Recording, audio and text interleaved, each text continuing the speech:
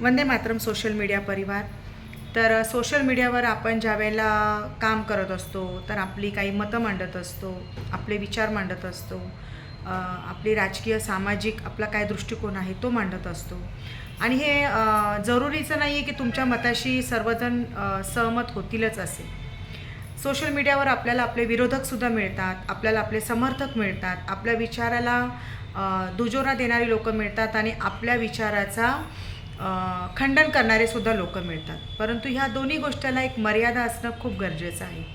Social मीडियावर तुम्ही पाहिलं तर एखाद्या व्यक्तीला जर आपण नापसंत करत असू तर त्या व्यक्तीचा पर्सनल लाईफ किंवा त्याला त्रास देण्यासाठी काही जे यूट्यूबर्स आहेत ते आपल्या चॅनलचा उपयोग करतात आणि त्याचं पर्सनल आयुष्य सव्हाट्यावर मांडतात किंवा त्याच्या छोट्या छोट्या गोष्टींना एक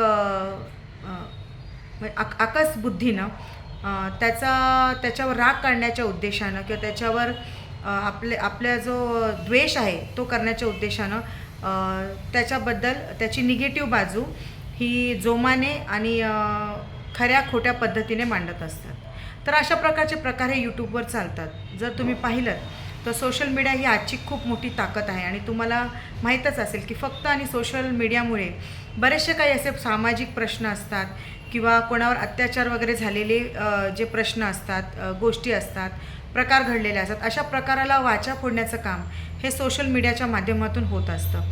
आणि ह्या सोशल मीडियामुळे बऱ्याच लोकांना न्यायसुद्धा मिळतो।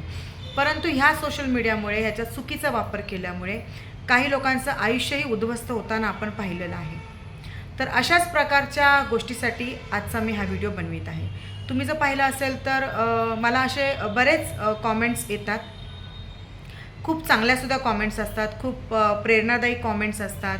परंतु काही कॉमेंट्स हे फार मनाला एक यातना करणारे असतात, वेदनादायी कॉमेंट्स असतात। आणि बऱ्याच कॉमेंट्स बघा यूट्यूबनेच आपल्याला ऑप्शन दिलेलं आहे रिमूव्ह करण्याचं, डिलीट करण्याचं, हाईड करण्याचं। त्याचा आपण उपयोग करून आपण त्या कॉमेंट्स ज्या आपल्याला त्रासदायक असतात त्या आपण हाईड करतो, डिलीट करतो किंवा त्याला रिमूव्ह करून टाकतो, ओके। परंतु काही कॉमेंट्स अशा असतात की मला असं वाटलं, मला एक कॉमेंट आली होती, त्याचं उत्तर देणं मला असं वाटलं की गरजेचं आहे।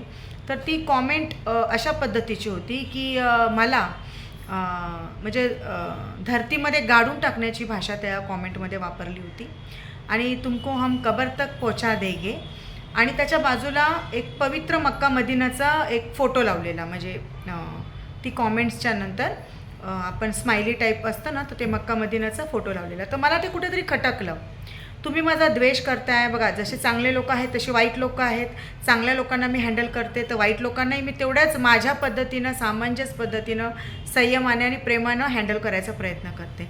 परंतु तो मक्का मदिनाचा फोटो लावल्यामुळे मला कुठेतरी वाटलं की त्याचं उत्तर देणं गरजेचं आहे।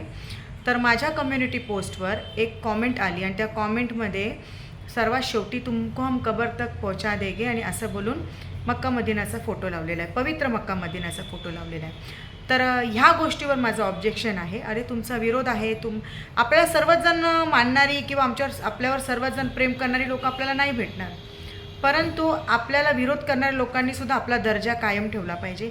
विरोध करण्यासाठी सुद्धा एक दर्जा मेंटेन ठेवला पाहिजे।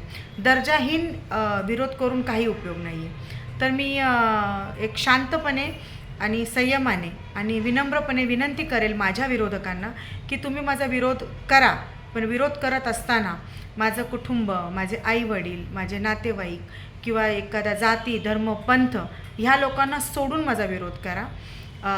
कदाचित तुम्हाला माझा विरोध करून जर तुम्हाला बरं वाटत असेल, तुम्हाला आनंद मिळत असेल तर त्याच्यामध्येही मला आनंदच आहे। परंतु कुठल्या जाती, धर्माचा, पंथाचा वापर माझा विरोध करत असताना प्लीज कृपया करू नका। अशा गोष्टीमुळे खूप मला वेदना होतात आणि हे चुकीचंच आहे। याच्यावर म्हणजे कारवाईसुद्धा होऊ शकते, याचंसुद्धा भान तुम्ही ठेवलं पाहिजे। कारण का की एखाद्याचा तुम्ही द्वेष करत असता त्यावेळेला तुम्ही जाती, पंथ, पुन्हा धर्म या सगळ्या गोष्टीला तुम्ही त्याच्यामध्ये आणू नये, एवढीच मी तुम्हा सर्वांना विनंती करते। धन्यवाद। आणि माझ्या सर्व विरोधकांसाठी आणि माझ्या समर्थकांसाठी सुद्धा take care, love you all.